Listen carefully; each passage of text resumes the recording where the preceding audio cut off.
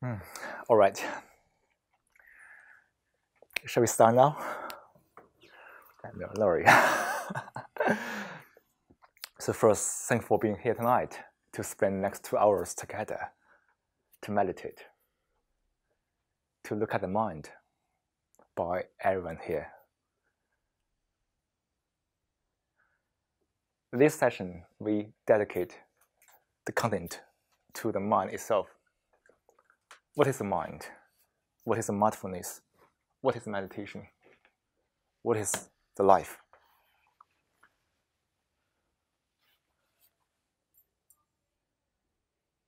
You know, it's been a strong habit for us to think in a fragmented way, right? We always focus on small part and the reason based on this small part. And based on this model, we have formed millions of communities. But the mind is different, right?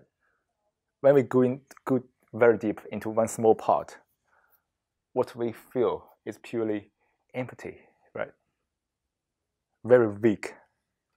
The more detail we drill down, the more uncertain we feel about that.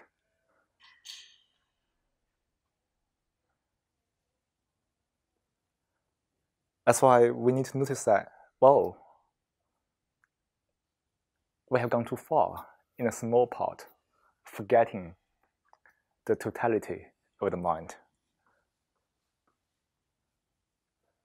Forget that we are still animals, dominated by the neuron systems, the neurons. Forgetting that we are just part of nature. We need nature, but nature doesn't need us. Nature can still survive without humans, but human can't without nature.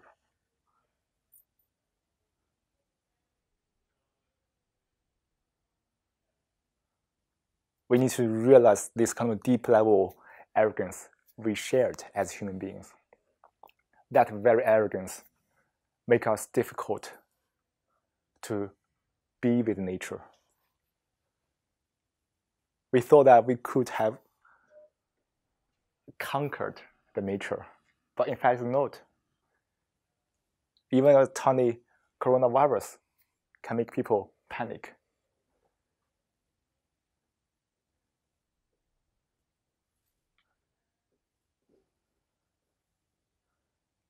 We are just part of nature.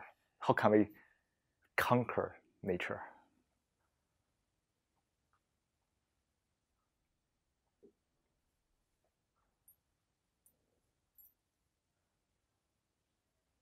To examine these questions is meditation. To understand the relation between us as humans and nature, between the thoughts we are having and being a human, being an animal, is to meditate.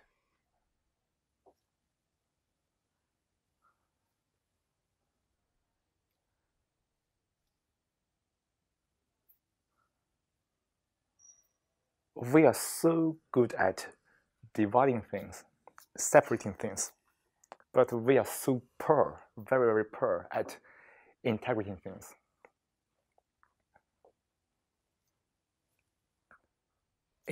Integrating things means very counterintuitive.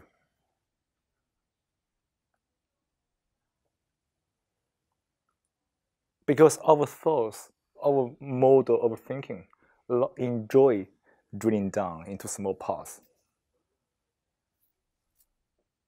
Integrating means that we need to be free from the thoughts, free from the dominance of the thoughts,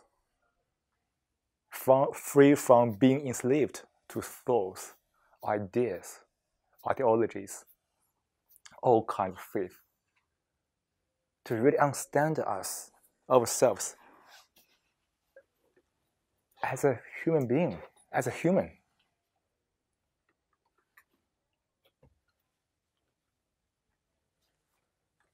being human now has become one of the most difficult things on this planet. We want to become many things, right? I want to become this. I want to become a doctor. I want to become a scientist. I want to become something, a superstar or whatever. But we really think we want to be a human. We thought we were a human. But actually, is it? Is that really true? The very desire, the very wanting to be something else is a negation of being a human. Here, I don't say that you couldn't work as a doctor, you couldn't work as a scientist. I didn't say that. But I mean, our mental action, the very intention, the very desire, the very wanting, make things different. To meditate means we need to develop such a level of sensitivity to those mental actions, because these mental actions really matters. Look at the chaos outside.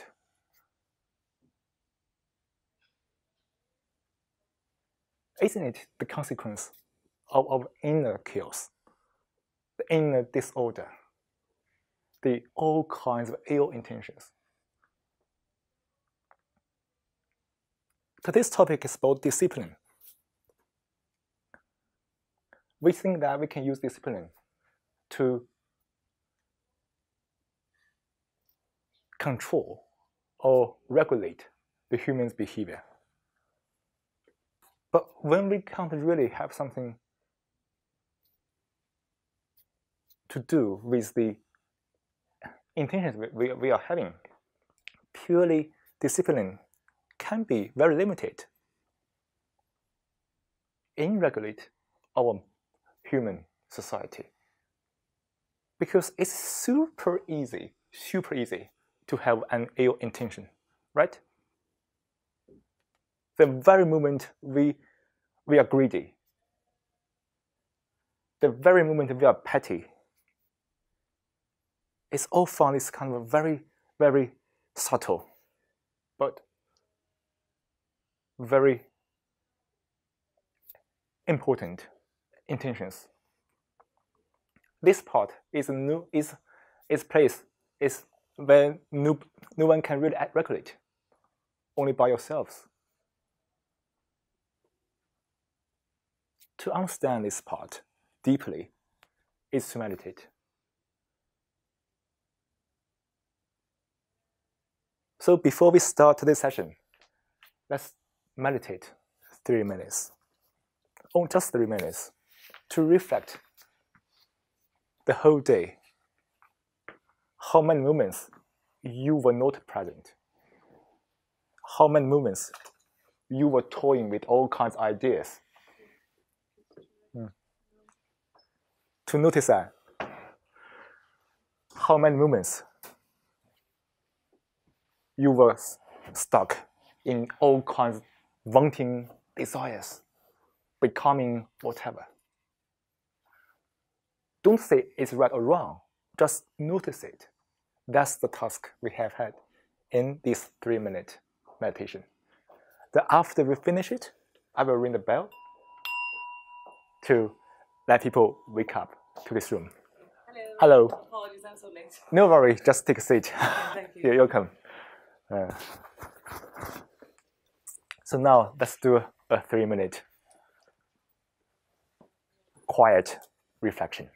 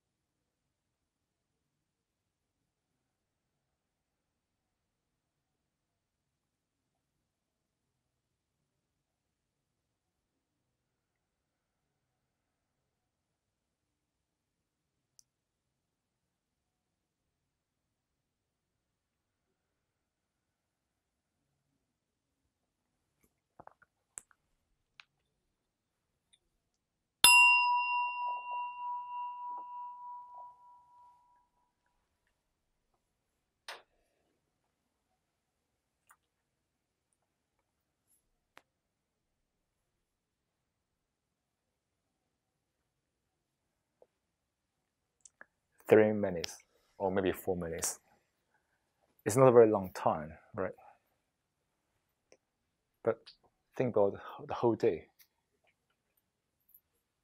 How many minutes we can be really free from all the thoughts? How many minutes we can be really at this moment to function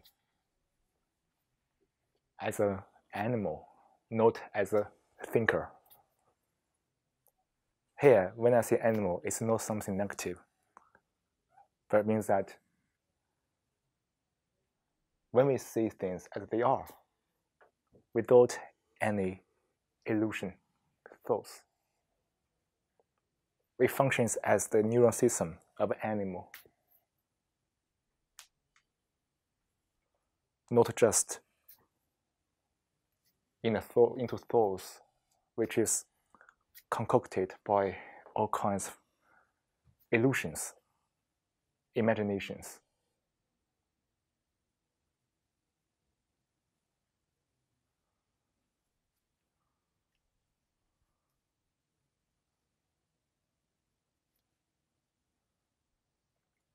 Across the whole history of human, we overvalue the importance of the thoughts.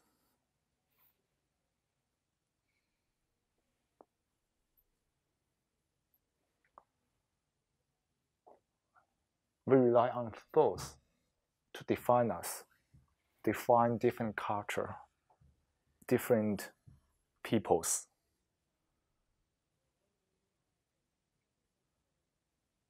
And we are proud of our intellectual abilities by reasoning, thinking deeply, extensively, randomly.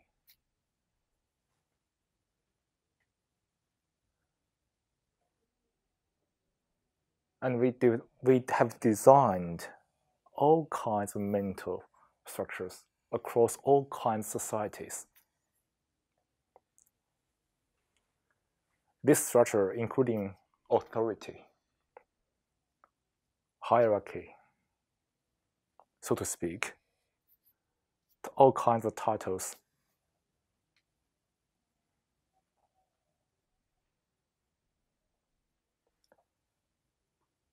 self-images.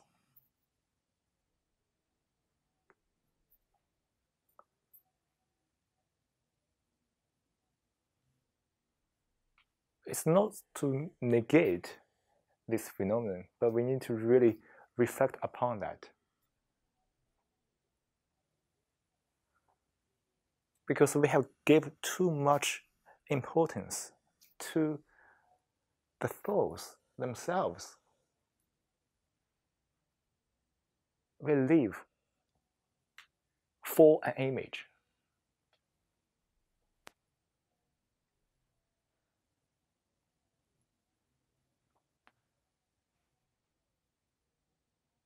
So we live not to be a human, but to be an image.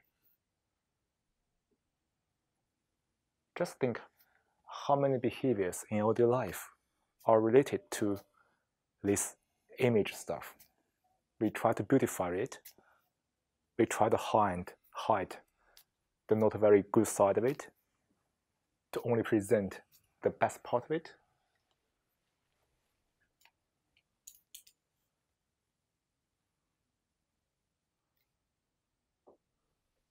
We use an image to trick others. Others also use an image to trick us.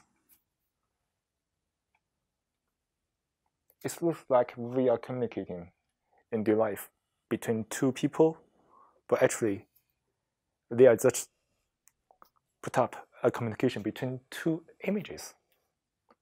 We talk about the human relationships, but actually they are just the relationship between two images. To meditate, we need to deeply realize this invisible wall between human beings.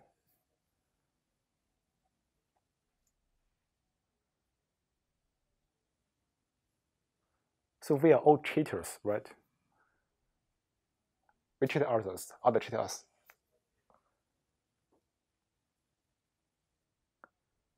And we both suffer.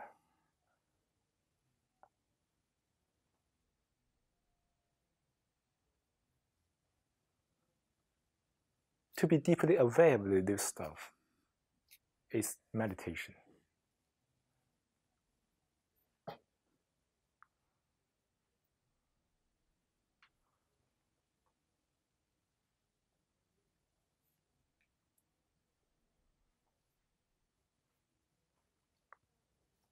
Why image is so easy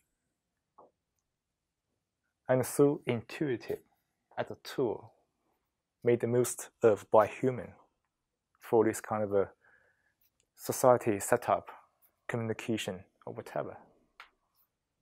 Isn't it because the thoughts?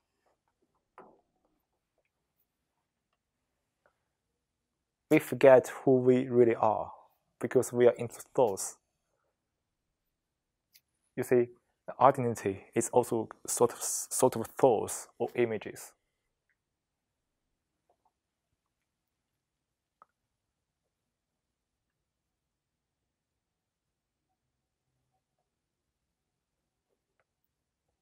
We use thoughts to define the human society into such a small detail. Everybody has a name. Me too. But does a pig have a name? Does a dog have a name? Does an elephant have a name?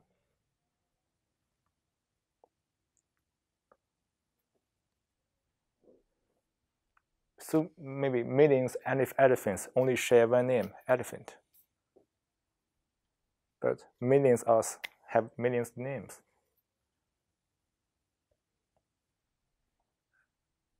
Animals are living anonymously, but we are not. Then we begin to have the privacy issue.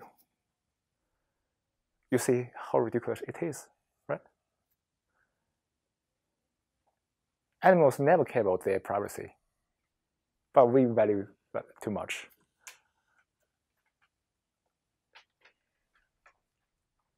Look at the game we have designed. The privacy. Because we have a name, because we have all kinds of information individually.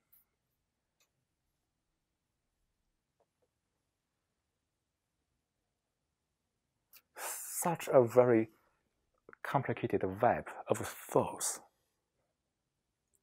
has disorientated human beings. They think we are not humans. There are some very, very advanced creatures.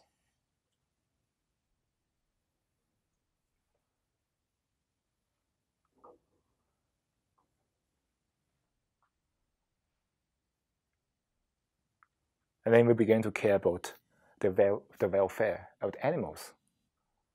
While at the same time, we are still eating them, killing them. It's not a negation of that, but I notice that all this stuff is the idea running in the head.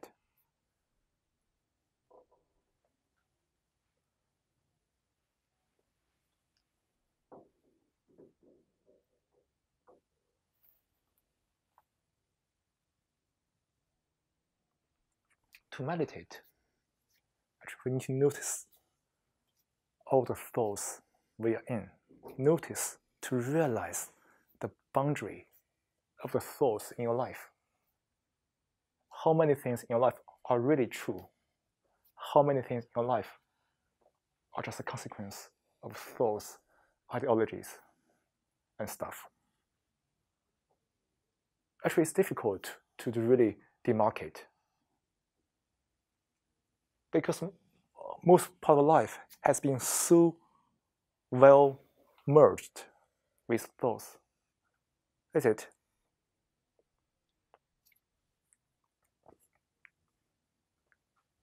Think about the educational degrees you are working for or a title you are working for. It's been part of your motivations already. Here is not to tell you no to that, but just be deeply aware of that. To notice that this might be the cause to your mental challenges.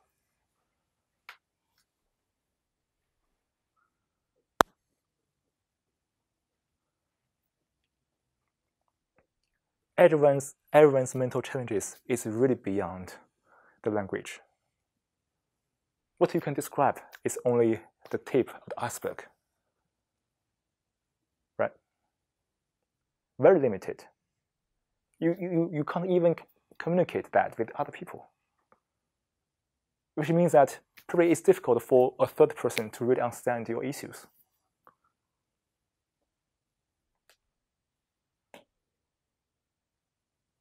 Though we really enjoy, telling other people about our situation, to use that as an outlet to air our grievance or whatever. But things that most of these mental challenges are beyond the language.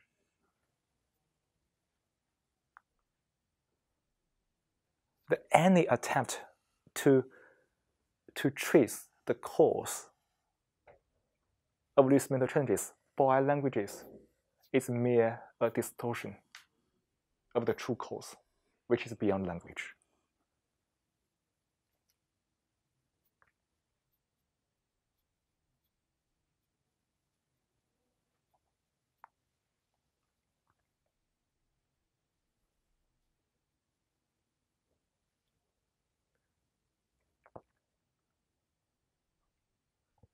To understand everyone's mental challenges, we can only help ourselves.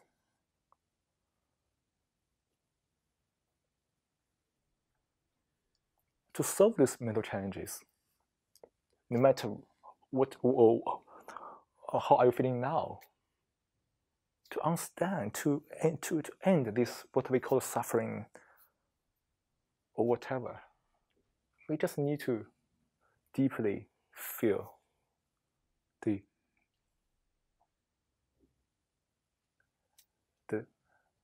discipline of the mind, the rule of the mind, or the nature of the mind.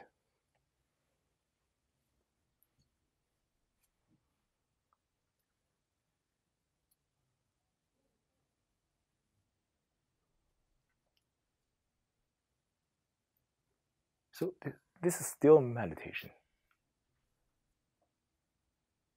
To understand how thoughts are generated, it's never easy. Because our thoughts are so easily triggered by many things in your life. And it's been unconsciously part of your life. On the one side, you need to really notice or realize the boundaries of thought in life. At the same time, we also need to understand how the thoughts are generated.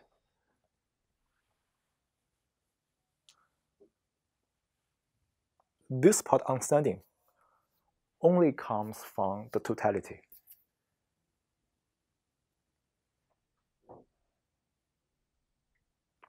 You can't simply study part of the brain to understand how the mind works. You can't.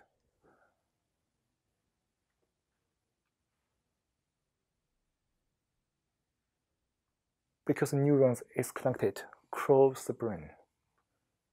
Everyone has different neuron paths.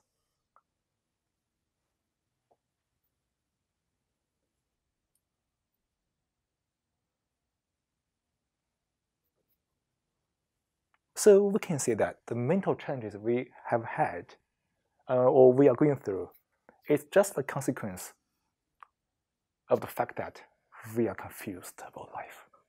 We are confused about the mind.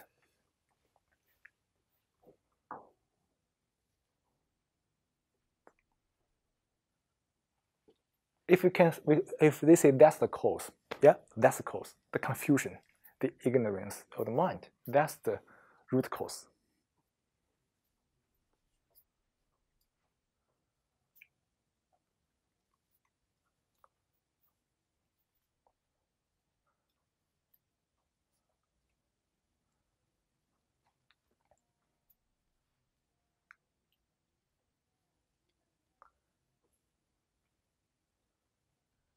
To understand those confusions which come from the mind, from our ignorance, because we always seek the external authority to guide us, like the reading books, text, all kinds of things. We are so attached to languages. We think that languages could represent us fully. That very assumption leads us to improperly perceive the mind, perceive the authority.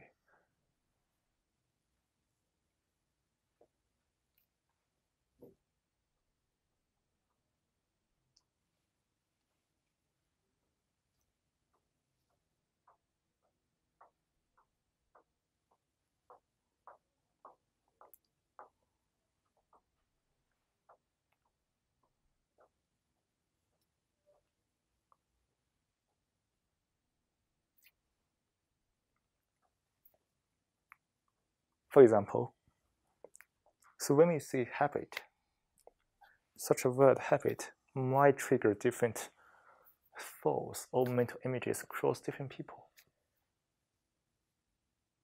We probably it's a common sense that smoking is a habit, right? Drinking alcohol is a habit. But is that really true or not?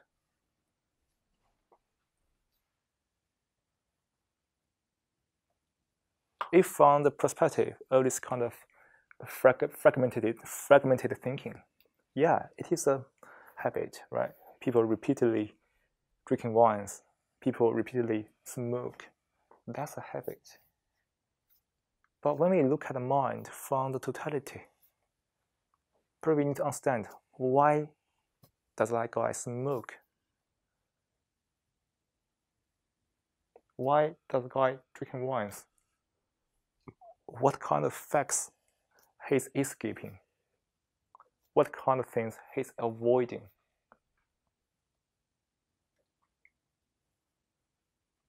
When we notice, when the smoker realize his mental habits or the mental kogomai or mental challenges which lead to smoking, probably we need to redefine what is habit. The behavior itself is not enough to define habit, right? The mental behavior behind it matters more. Many people smoke, many people drink alcohols, many people play games so obsessively. The behavior seems very similar, but the mental behaviors behind it can be very different from one to another,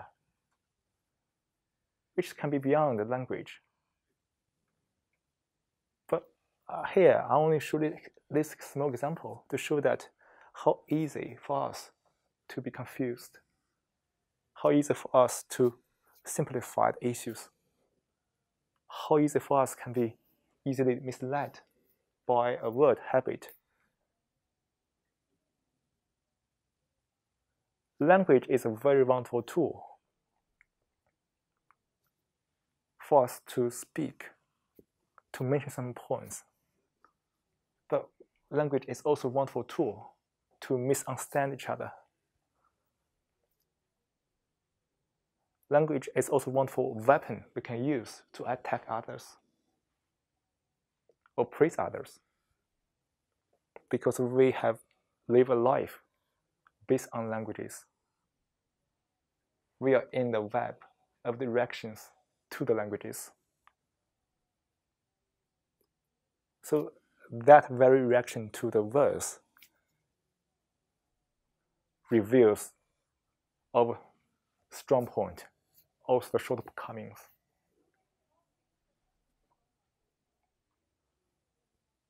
So to meditate, we need to realize the reactions we have had to the verse, to the language. And for our inner exploration, probably need to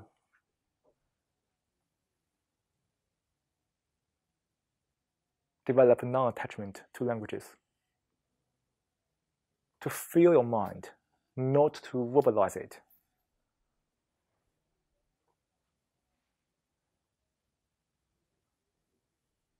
We are very good at verbalizing it, everything. But verbalizing something is different from feeling something. What you are feeling is beyond languages, but what you are verbalizing is languages.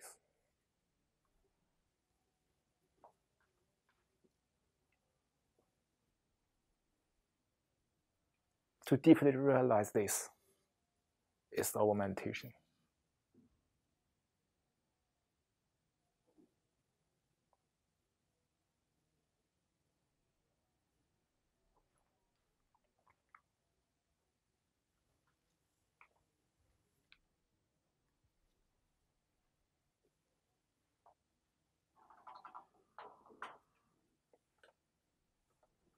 You see, many people come here want to know what is meditation is.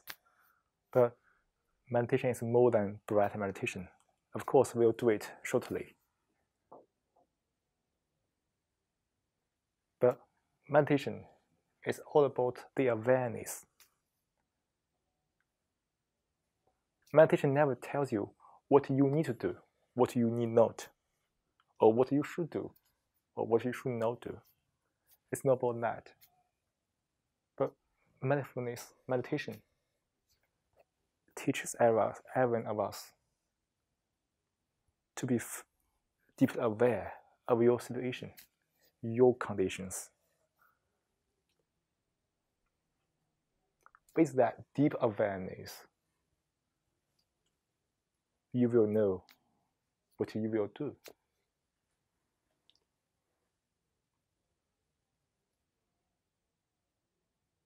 That's what we call it, you can say wisdom or whatever.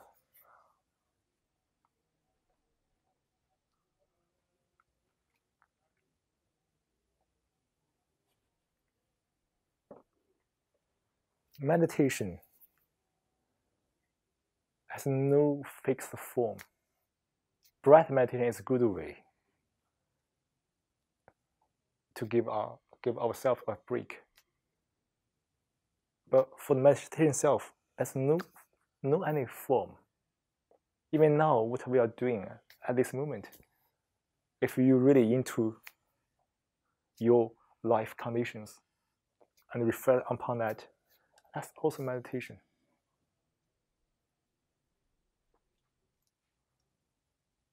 Meditation is not Eastern philosophy. It's shared by all the human beings.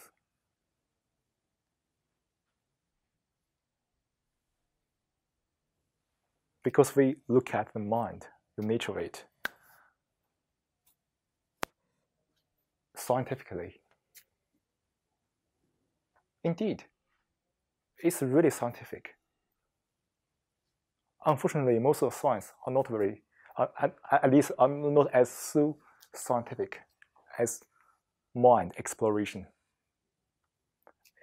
Here, everybody is a scientist, truly, because everybody has a lab, the mind. So your life, you experiment it every day, do all kinds of experiments, right? But you need to observe it to get some conclusion about your mind. the very practice of it is called meditation, actually. It's only a name, right?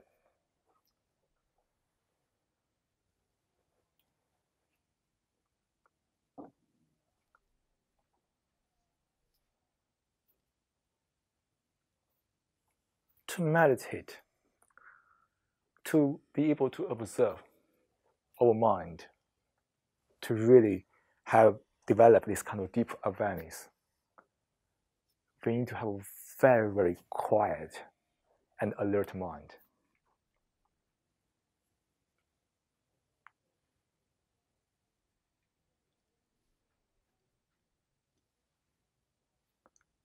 Being quiet and calm is not easy to many of us because we are so trapped in the web of the reactions.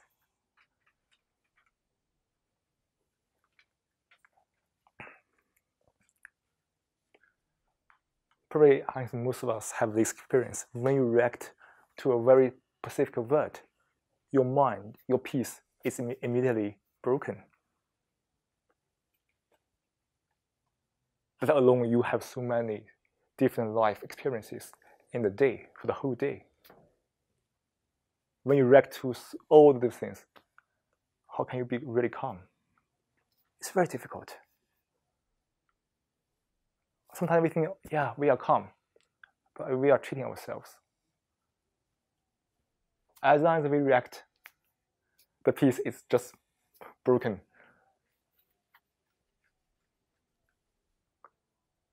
So being aware of that, it's not easy to be calm.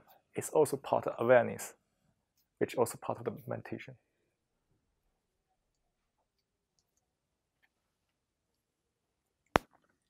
To notice that how easy for everybody to be irritated in all kinds of sort of ways. You will have the compassion to everybody when we are in a fight, an argument.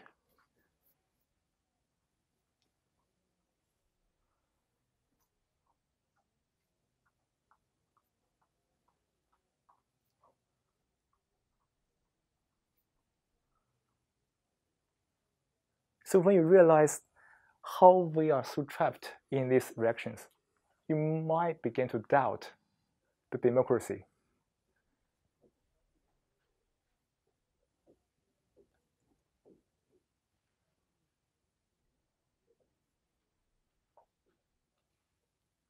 You might begin to understand why we have the political campaigns to influence people.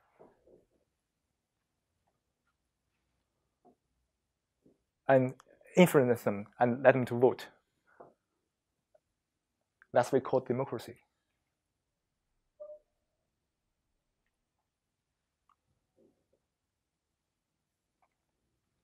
It's not to deny it, but the fact is that we are so easily influenced, are we?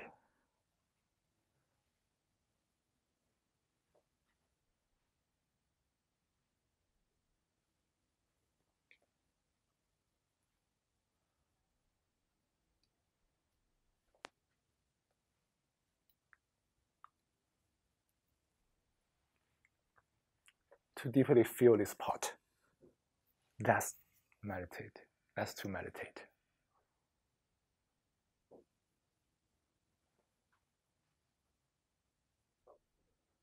To examine each corner of the life with a strong awareness. You see, it's not about do it, not do it, just to be aware of that. To be aware of the influences, the thoughts, the ego, self.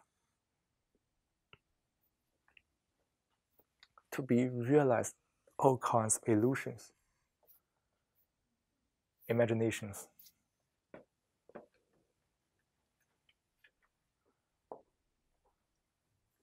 That awareness leads to the totality of the mind. You don't need to reason or thinking by relying on intellects. Just feel it, observe it. Just be aware that this awareness is the true understanding. Because when we're aware of something, we don't interpret it, we don't translate it. We're just aware that, okay, no, I'm just a little, oh yeah, I'm just in a reaction to this verse because my ego was triggered and I was stuck in the self-image. That awareness just give you the answer to many of your questions.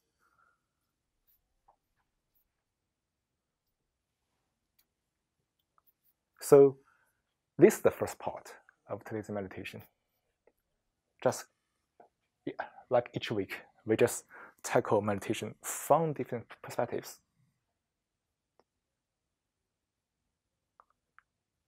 Why is that? Because meditation is also beyond language.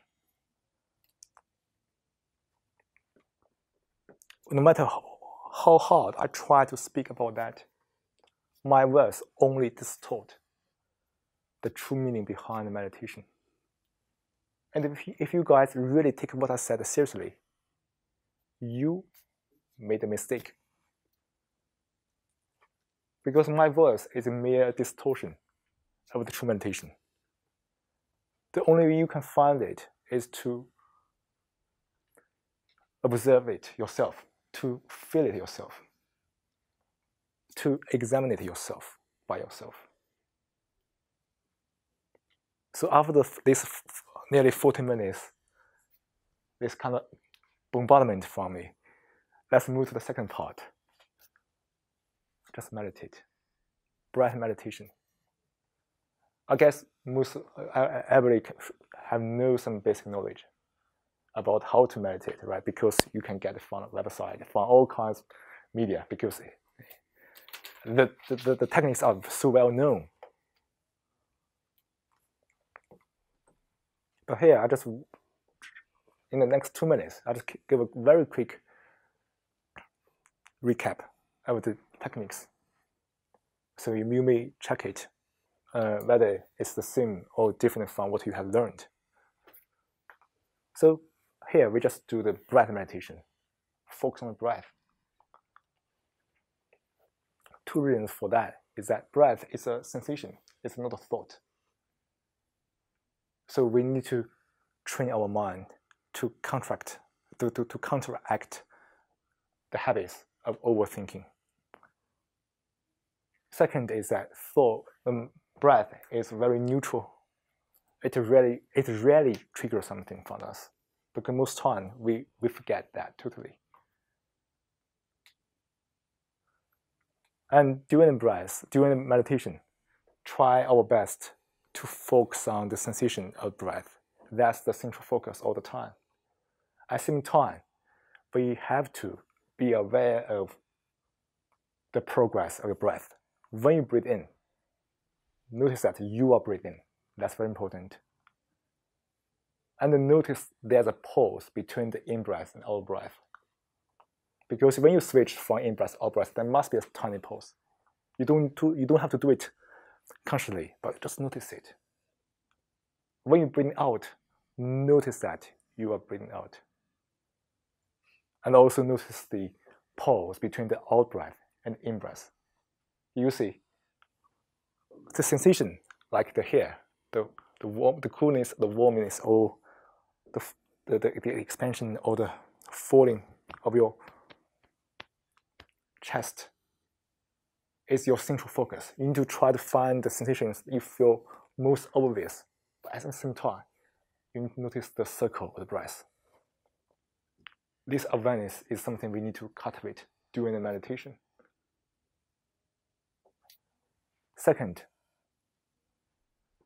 thoughts definitely will pop up inevitably during the meditation. And what we do, just focus on the breath. Ignore the thoughts. Don't identify with it. Ignoring it does not mean that you refusing it. Thoughts just come, just be, just go. Your focus is on breath. So you also need to develop the awareness of the thoughts.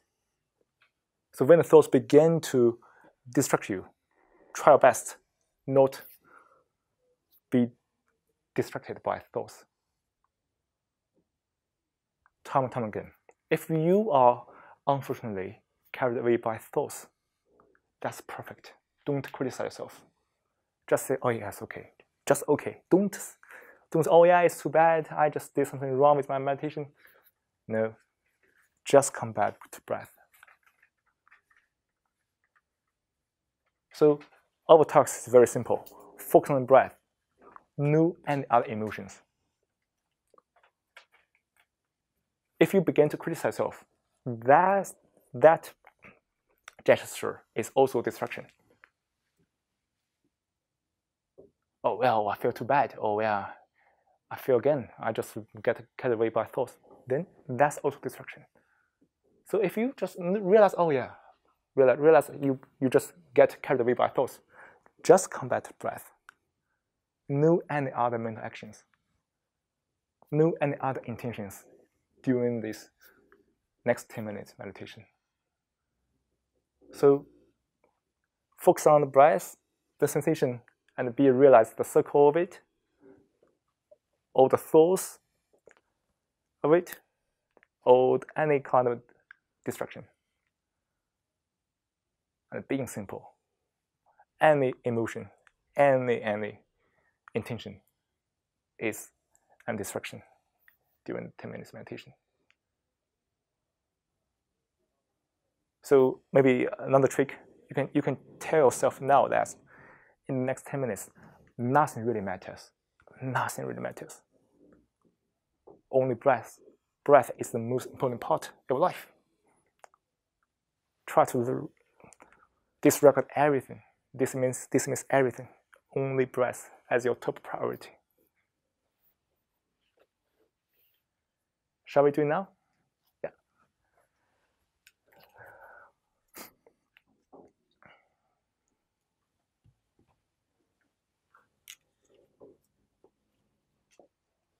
So I will turn off the light so we can enjoy the darkness for a while.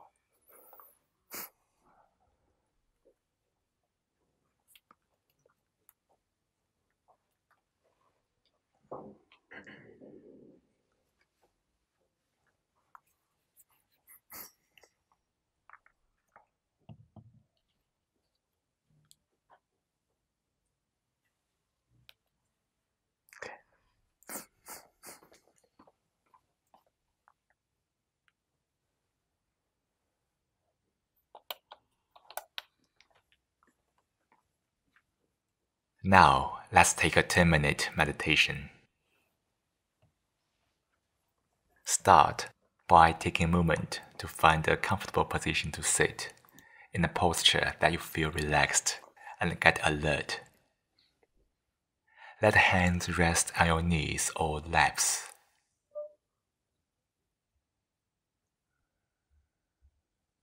Let the eyes close gently. Soften your forehead.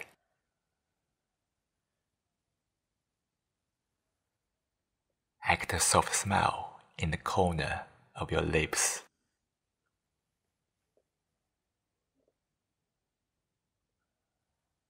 Breathe naturally. As you breathe in, be aware as you breathe in. Feel the sensation of breathe in. As you breathe out, be aware of breathing out. Feel the sensation of breathing out. Fix your attention on the breath. Let go of any thought. This moment, nothing is more important than breath.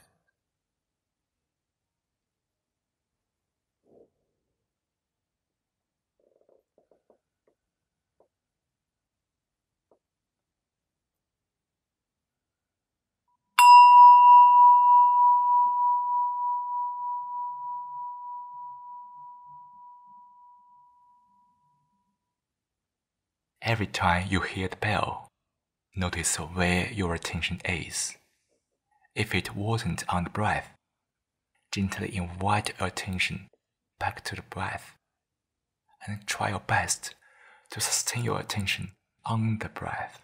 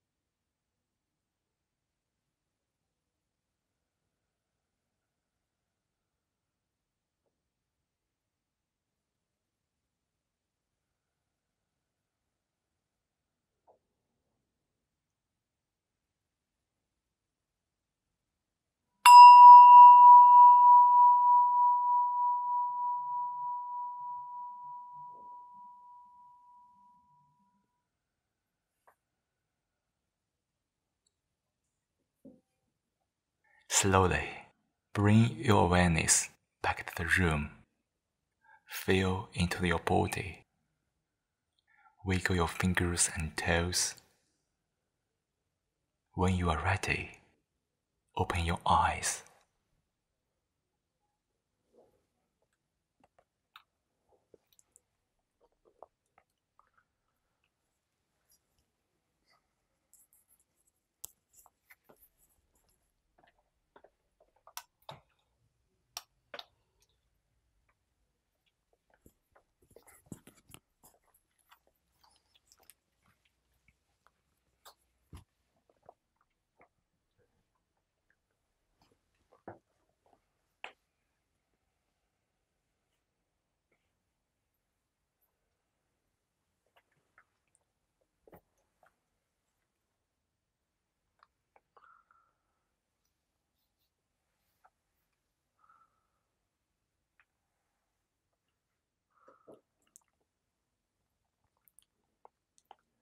How does everybody feel now? Relaxed. Relaxed?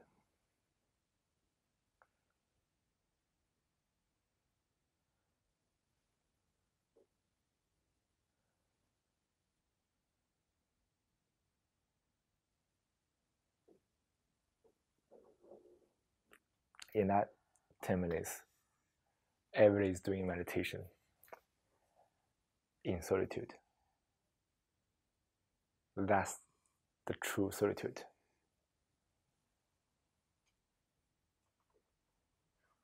It seems that we are all in a room, 13 people in total, but everyone is on their own, right?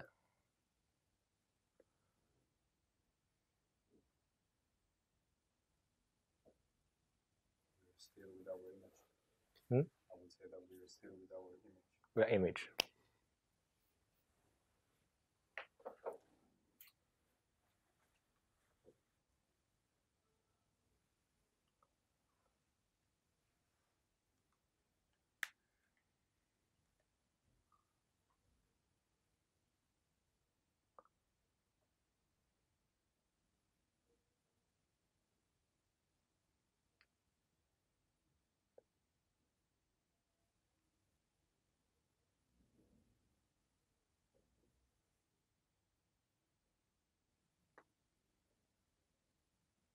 How important it is, right, to have a truly silent mind,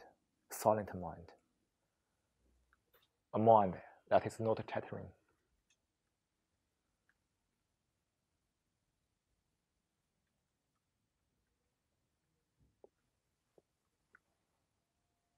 Look at ourselves. For almost each of us, we talk a lot, right? Not only talking to other people, we're also talking to ourselves. It's not that we keep our mouths closed, but we are chattering in the mind.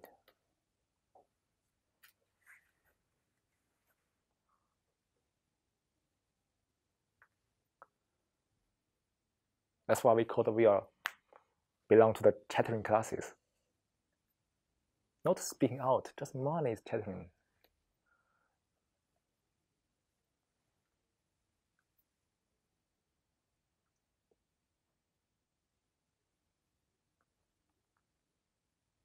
At least for the past 10 minutes, everybody was trying to give themselves a space where there's no chattering.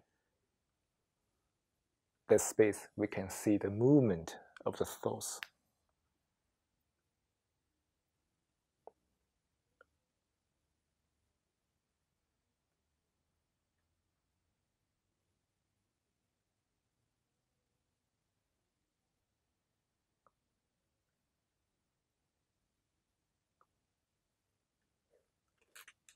To notice that very tendency we want to interact and identify the thoughts.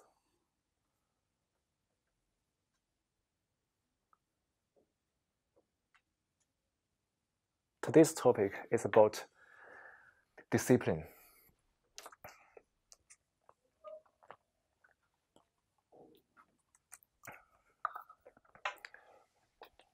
So every time, if we hear the word discipline, what kind of things you could associate immediately?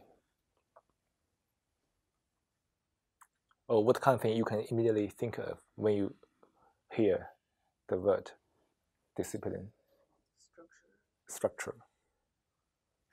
Habits. Control. Strict.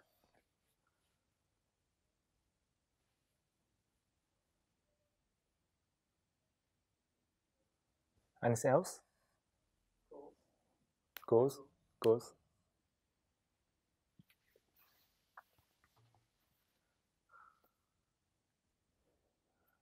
Anything more?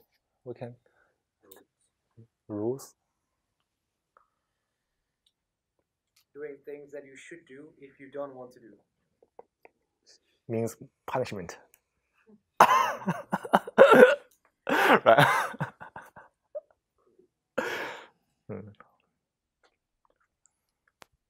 So I think that everybody here, when everybody hear this word, it sounds rather negative, depressing.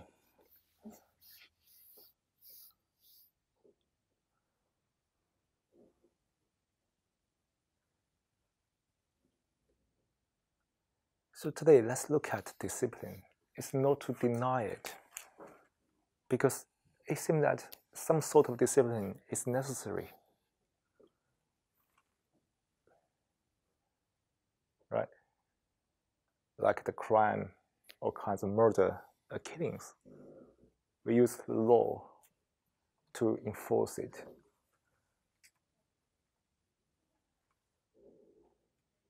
And then we have some more subtle disciplines in different parts of society, even in different part of organization, even at your home.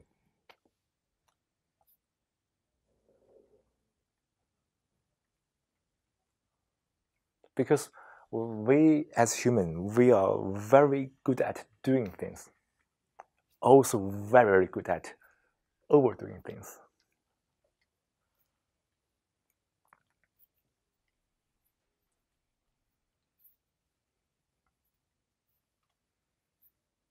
We want to use discipline as a way to regulate,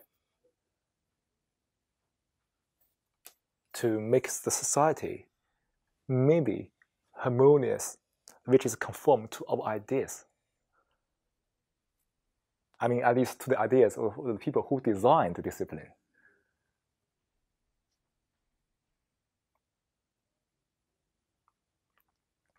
In your company, in your working place, there could be some kind of subtle rules,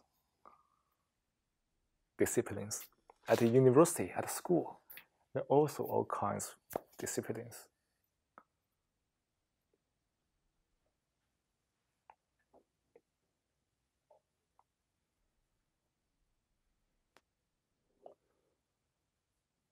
So the question comes, does animals also have disciplines?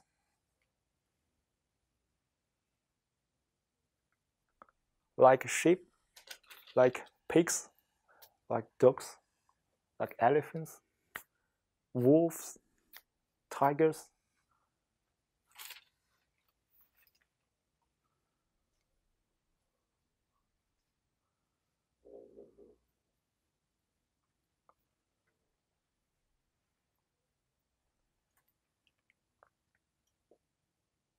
It seems that disciplines are only a product of the human thoughts. Probably not of humans, only human thoughts.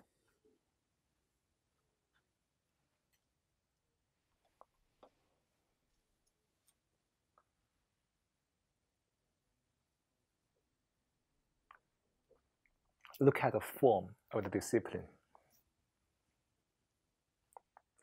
If we can't speak language, how can we design or enforce this discipline? If we have no languages, how can we put down the discipline?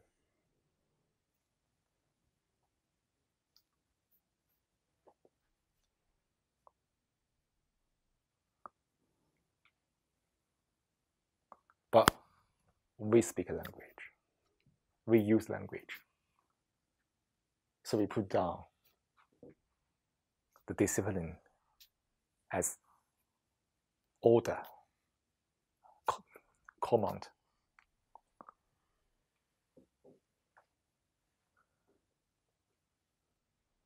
And I can tell you, this is the rule.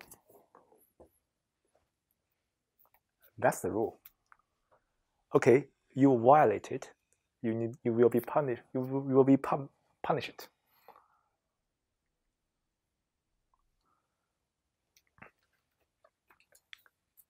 Notice all kinds of reactions involved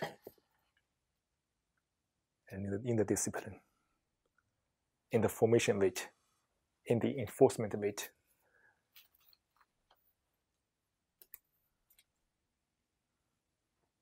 Look at our reactions to the rules.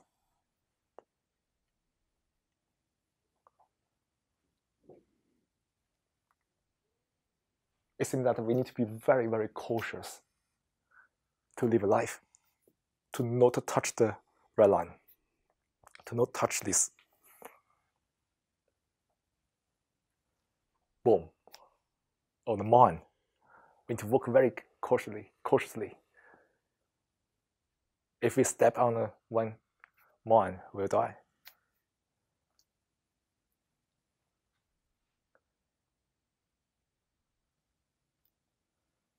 So you might notice that the effects of disciplines seem to dwell on our reactions to it.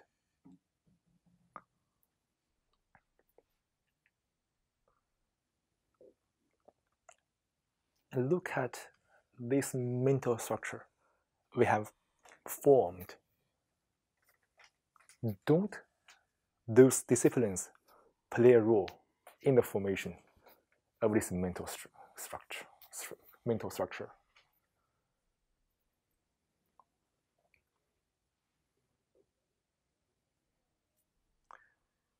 But if those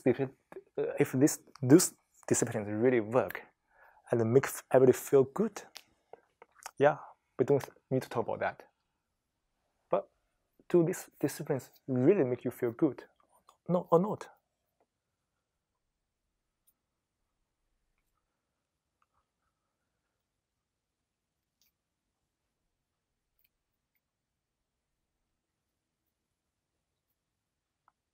Probably those disciplines really make you behave well. Well, what is called well or not is rather subjective, right? But at the same time, it also burdens your consciousness, because you have to live a life very cautiously.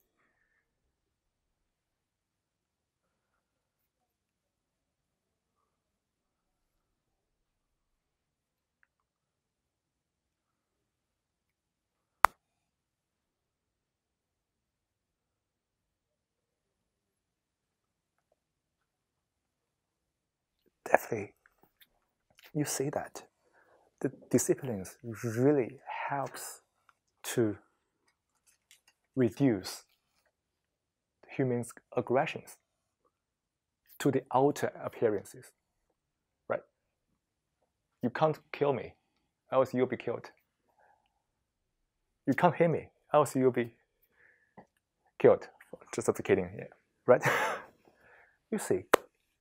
But we don't be so aggressive, but we begin to be aggressive in macro way.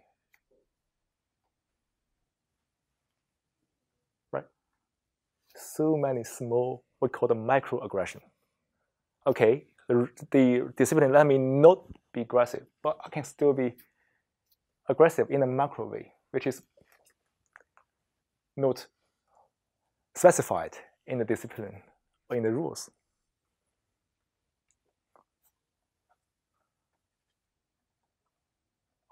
I was becoming cunning, you see.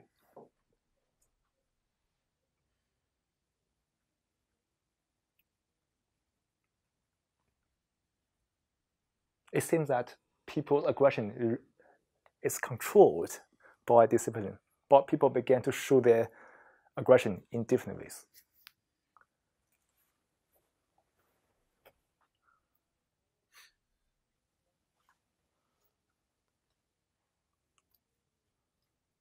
Probably in Dutch society, we complain a lot. Maybe also partially show these potential issues.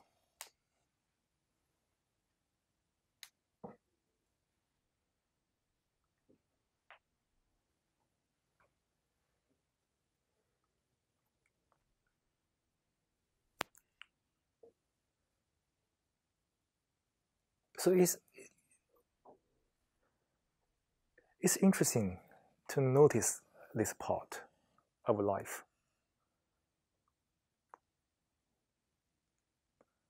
We had hoped that rules can make people behave well, but sometimes we are really in a very bitter situation. Like, oh yeah, it seems that everybody is really observing the rule, but you can still feel the aggression from people.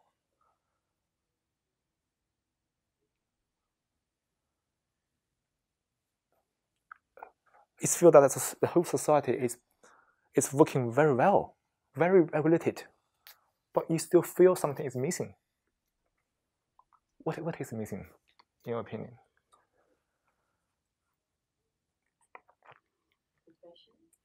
Compassion.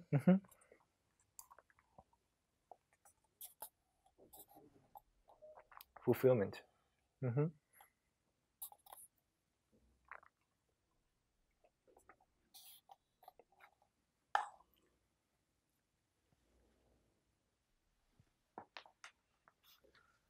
It's such a well-functioning society, well-regulated, but we still feel something is missing. Something missing. Fulfillment, compassion, or simply speaking, the harmony.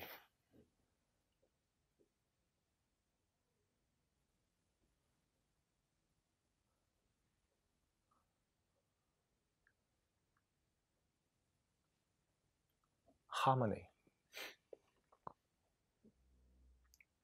What does harmony mean?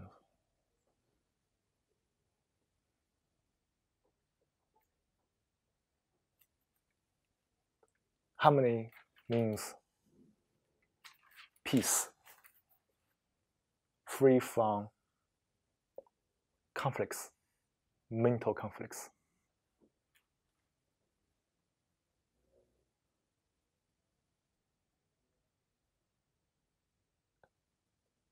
If the society was lacking this, probably we made this society wrong, but at the same time, we were suppressing something.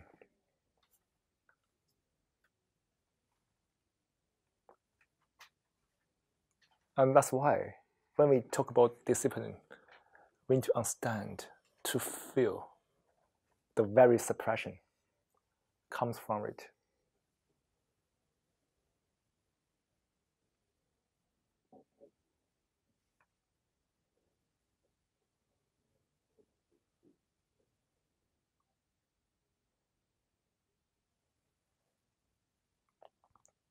In old times, now it's still in some other places on the planet, some people like to use the monkey as the performer on the street. That guy need to train the monkey for a long time, and it can be very cruel, right? Everybody can feel very emotional about that.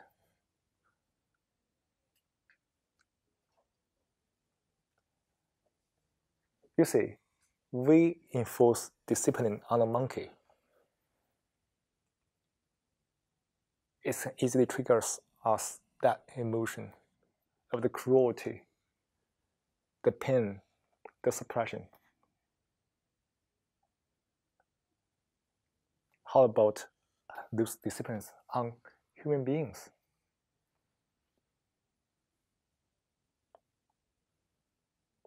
here again is not to deny these disciplines. There are some disciplines can be very important, like the law to enforce everybody's security, not to be killed or punched by other people. But that discipline is not this discipline. It's not this discipline.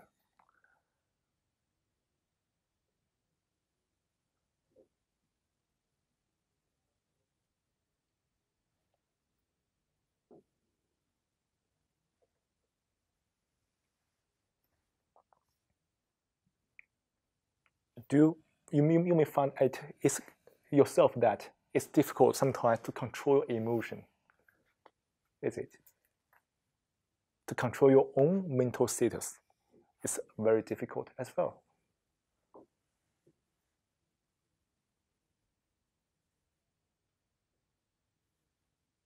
And discipline is also have that purpose.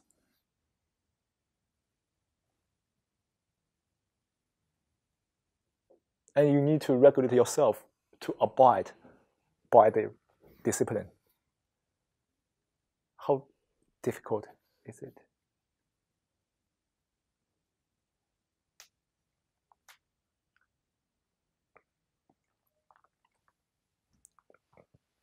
Behind this discipline, some people mention that is control, right? Control it. The very concept of control permeates the whole society, the human consciousness. Control, control, control.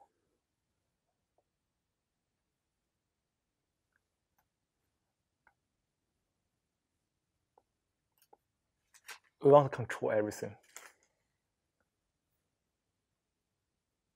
When we talk about control, there is a controller. Who is the controller?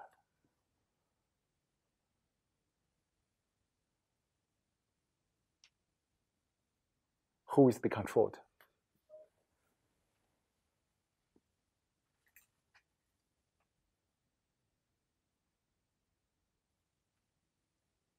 We are the controller, right? We are the controlled.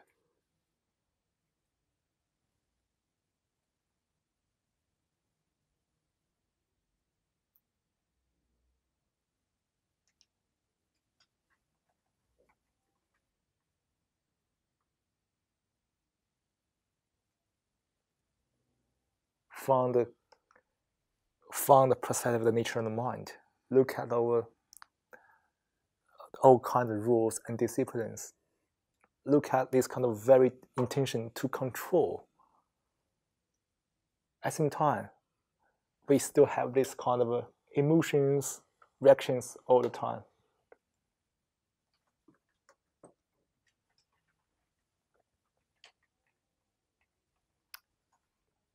Do you notice it? That very control leads to the mental conflicts.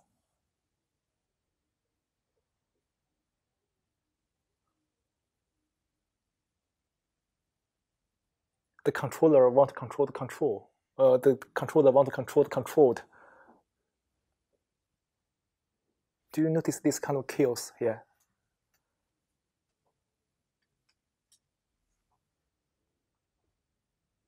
Because when we see that controlled, the controller, the controlled, we also think in a fragmented way, right? We divide into the controller and the controlled. Actually, we are the controller. We are also the controlled.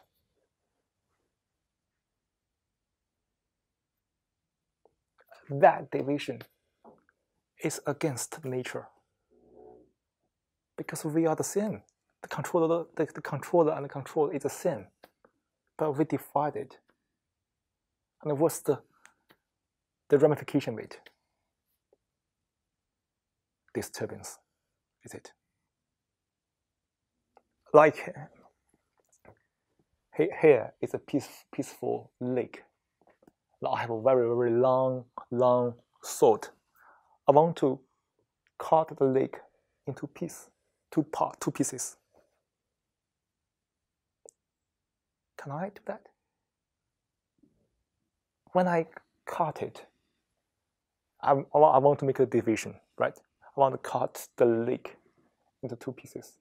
Hope that, oh, this is the water on my left side, this is the water on the right side.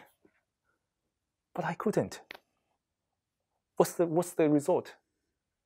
The piece is no longer calm, is it? It's become turbulent, but still one part. It's similar to the mind. Your mind is just as a whole there. When you cut it, you can't cut your mind into 2 parts. I mean, mentally or physically you can. But mentally, that kind of division only disturbs your mind.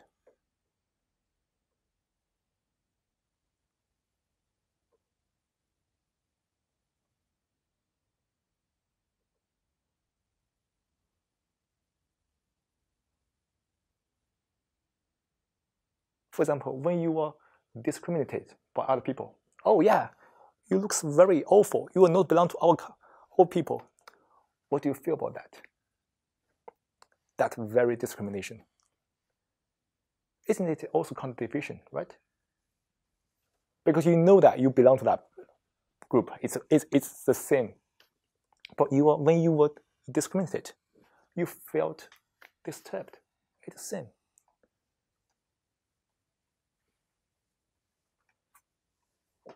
As a human being, we are very, very sensitive to division. But at the same time, we are also doing that. You know, we are all self-inflicted trouble. We very sensitive about division. At the same time, we also do the division.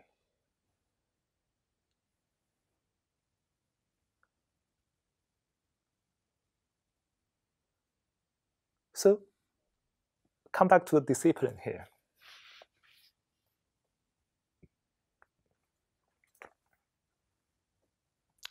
This kind of control creates the division.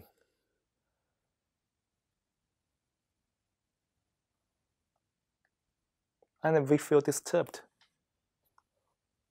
We abide the rule. Of course, we did.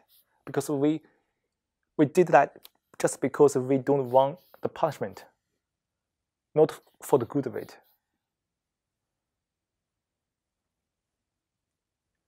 And that kind of fear about being punished make you very cautious, very wary.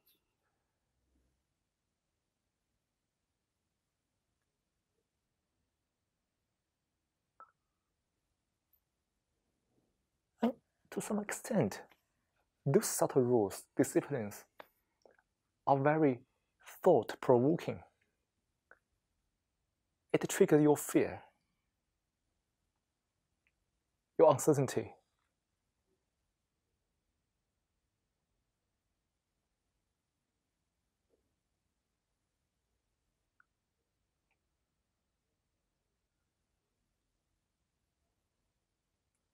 So, it seems that purely rely on disciplines doesn't really work well on us, because we can still be regulated by that.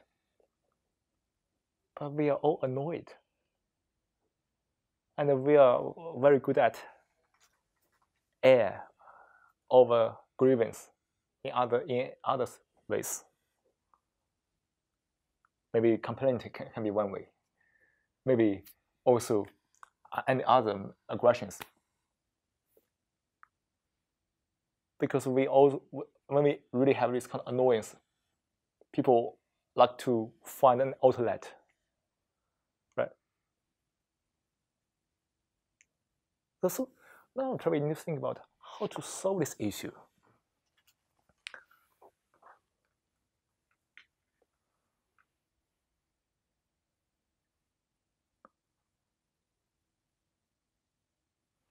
How to solve the issue of these disciplines, which function as an authority, I mean psychological authority, which really affects us.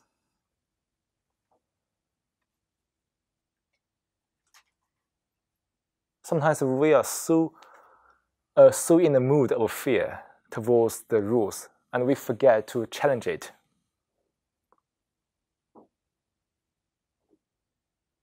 So sometimes we are just enslaved to the rules, to the disciplines, and we don't even have the courage sometimes to challenge a lot of the rules, which might not be reasonable at all.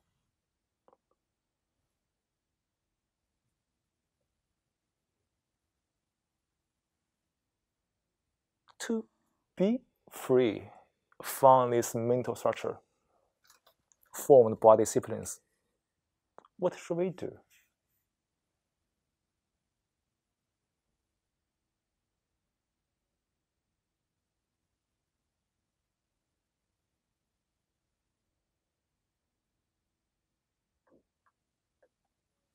Shouldn't we consider or think about what is a true order?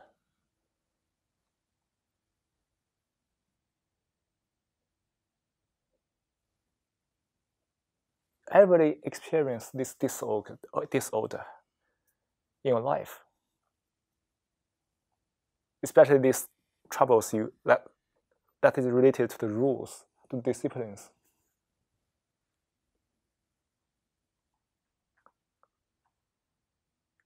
You see, any external order can make things work, but it won't bring the harmony unless we have the order from within.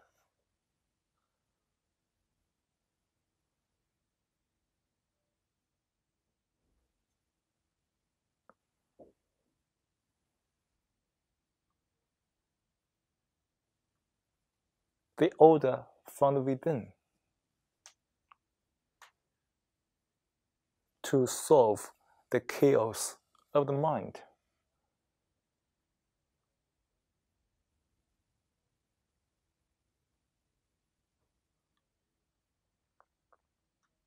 Anything that is exerted on you from outside only disturb you.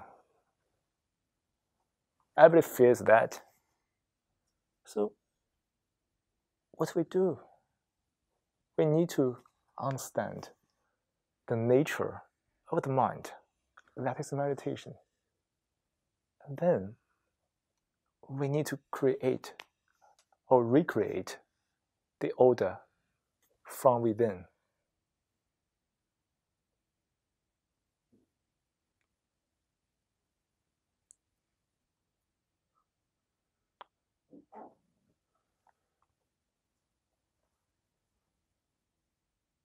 When we understand how the mind works, how all these troubles are generated,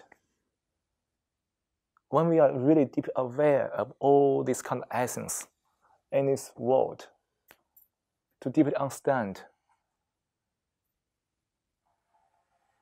the chaos of this world is our inner projection of the mental world.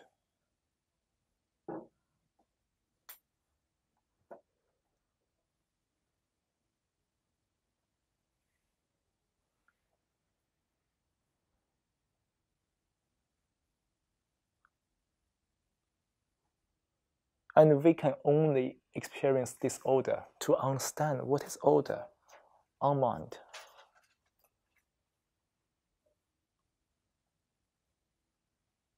When we really deeply feel that how the mind works, we notice that when we really have a very quiet mind, not quiet between the two thoughts, I mean a quiet mind which is free from thoughts, a mind which is purely present, purely see things as they are.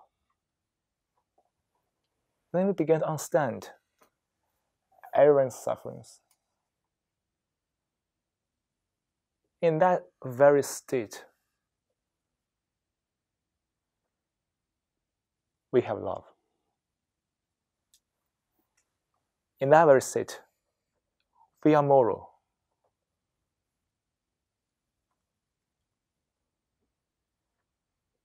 In that state, we are compassionate.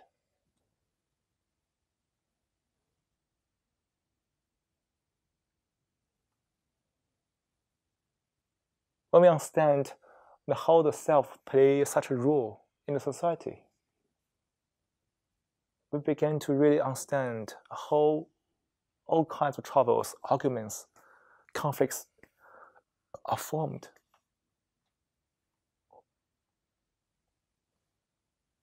We begin to notice that, we begin to understand how petty our mind is. We are so attached to small things, to all kinds of things. We begin to understand all kinds of wanting desire from the self, etc. In that awareness, give us a new view to see the world. Not a single person which is stuck in reactions, but a human to see the whole world.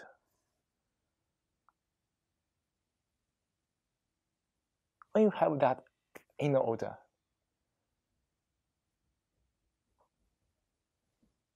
what do you feel? You are moral, you are compassionate, you are full of love.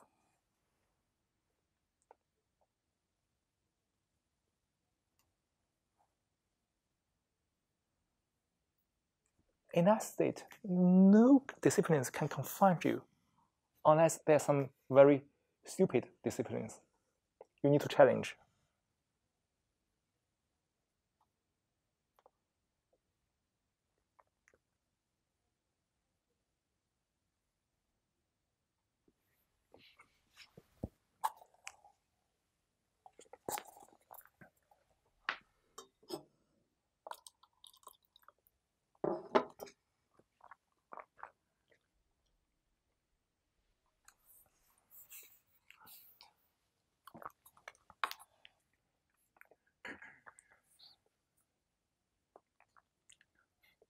You see, when we are really mindful, when we really understand how the mind works, we begin to have the proper sense of what is really called proper, what is really improper. And then we have this kind of the capacity to differentiate what is the really necessary disciplines, what are not. Because you have your order in your mind, that order guides you through your life. You are competent. You don't fear anything because you know what is really proper.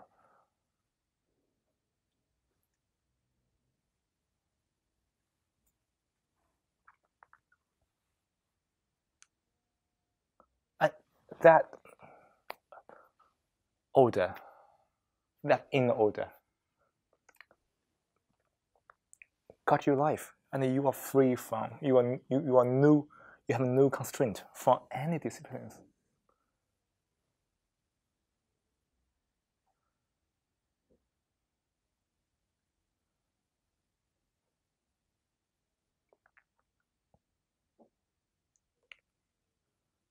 So this is the human world.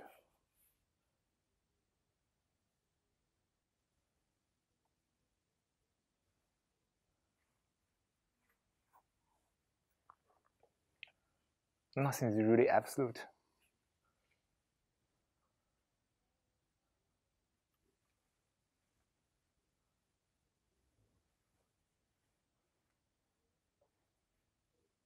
And to have this inner order that can guide us through life, we need to meditate.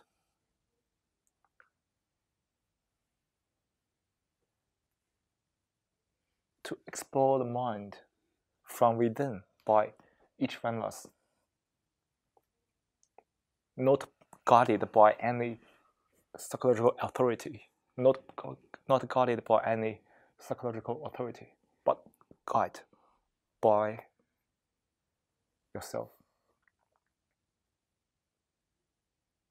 To observe the mind non-judgmentally at this moment. letting go any kind of knowledge or experience.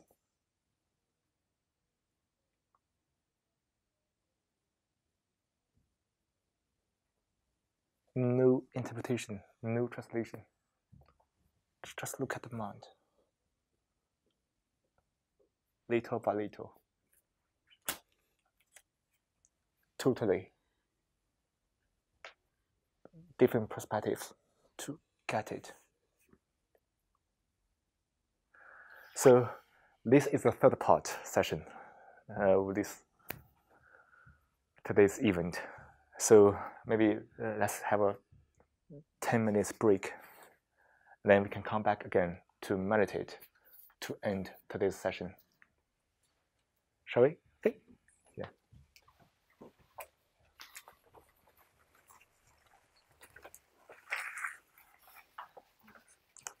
Yeah.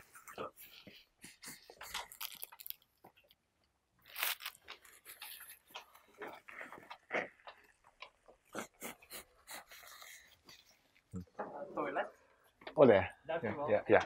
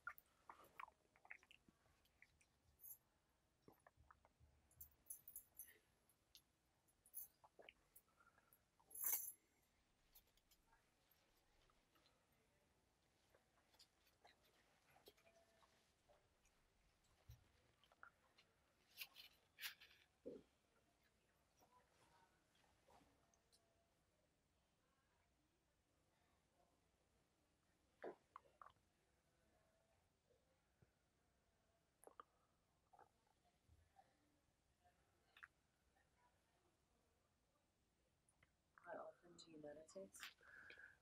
Daily, on daily basis, yeah. For how long? So usually about 45 minutes in the morning, and during the day, maybe sometimes 5 minutes. Yeah, probably 1 hour at most per day, yes. You? Consistently, I've only really started doing it for the last 2 weeks. Prior to that, I was doing it here and there. So 20 minutes max per day. Yeah. So slowly building it up. Yeah, so yes, a little bit in there. Yeah, during my very first time meditating, I did 10 minutes per time, and just time went by, just built up longer. Yeah, Exactly, yeah. And do you have a guided meditation, or you just do it in silence? So at the very first, I use it, but after maybe half a year or something, I just purely have my own. So I only use this the ring bell, sing bell sound every 15 minutes. Okay. Sound once, so 3 times in total for the 45 minutes. Yeah. Because I've been trying different ways, like sometimes just guided or through breathing or like instrumental kind of thing. When you really get used to this kind of breath meditation, I think it's best to not to use any guide, Yeah, because it's so kind of distraction when you it hear. is. Yeah, it is. when you really understand what he said or she says, Yeah, it's kind of a distraction already. exactly. Yeah. It is. But I found personally, I found that the scene bell really works every 2 minutes, every 3 minutes, every 5 minutes. Just give you a reminder. I must try that. Yeah, it's just give you, if you get carried away by thoughts, Yeah. okay, Back come in it come again. back. Yeah. Yeah.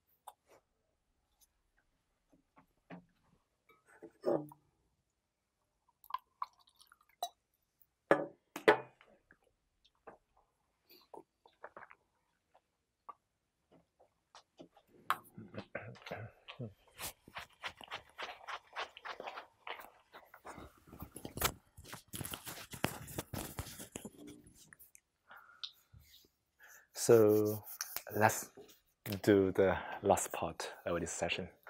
Meditate again, 10 minutes with the guided meditation, shall we? So I will turn off the lights so we can still enjoy the darkness here.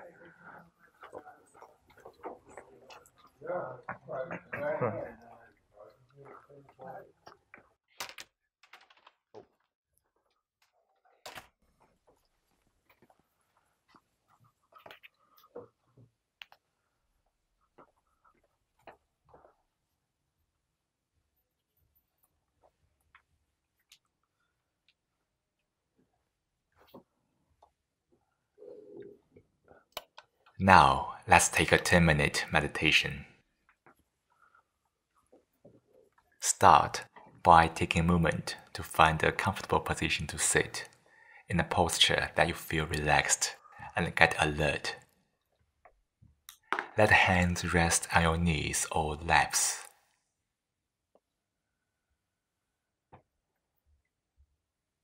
Let the eyes close gently. Soften your forehead.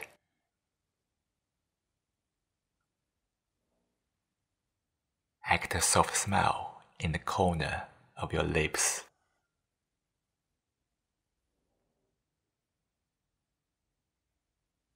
Breathe naturally.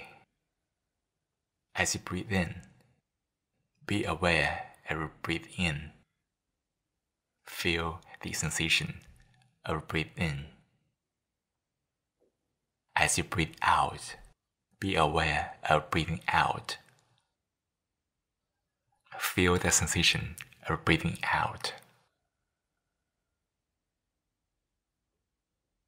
Fix your attention on the breath. Let go of any thought. This moment, nothing is more important than breath.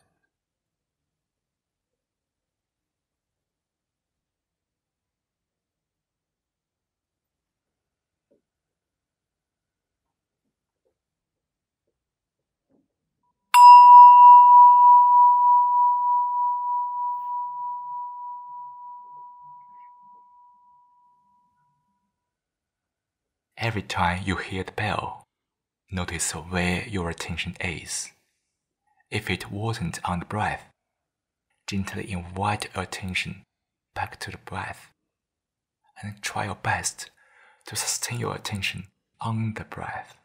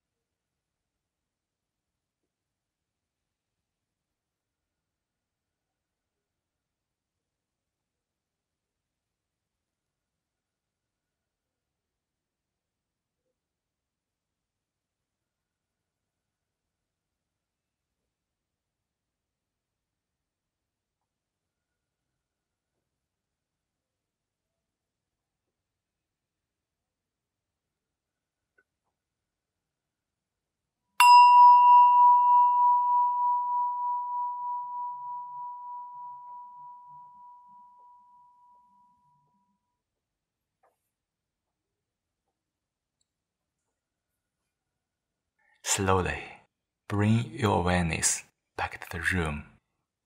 Feel into your body. Wiggle your fingers and toes. When you are ready, open your eyes.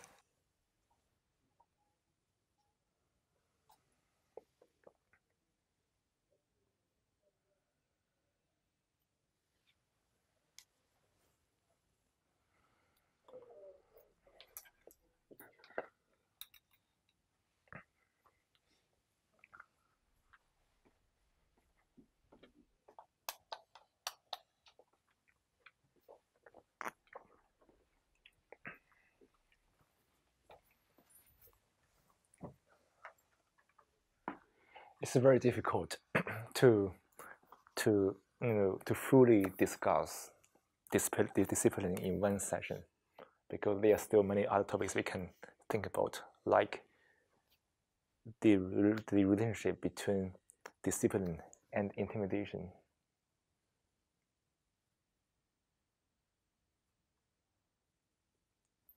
It sounds very different stuff, but they are closely knitted in one way or another.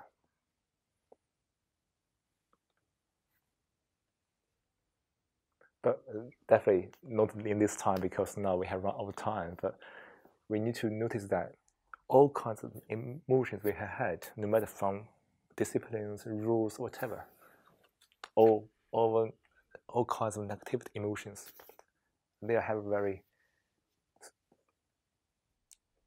similar.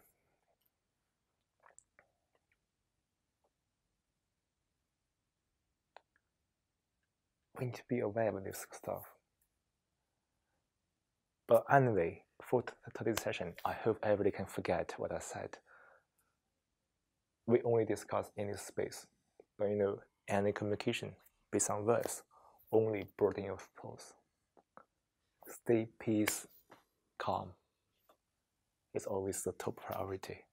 Definitely, this kind of thinking will transform your unconsciousness in one or another, slowly but surely.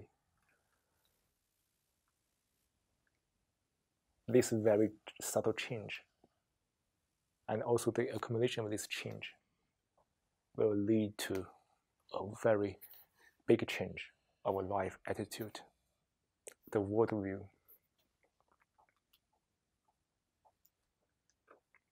Will definitely speak beyond language, but I believe everybody will feel it in one way or another.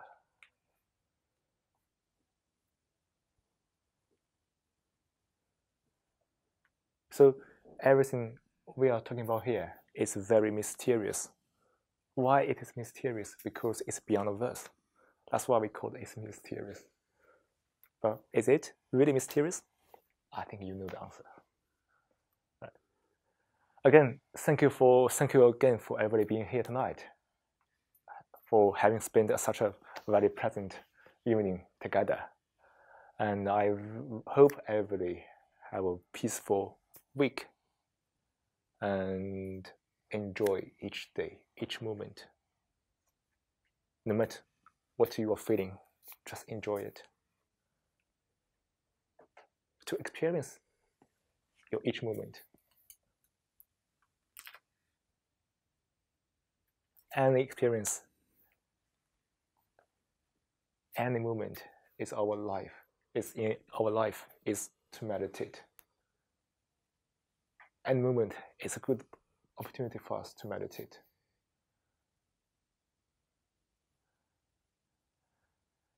So, thank you. Bye bye. Thank you. Yeah.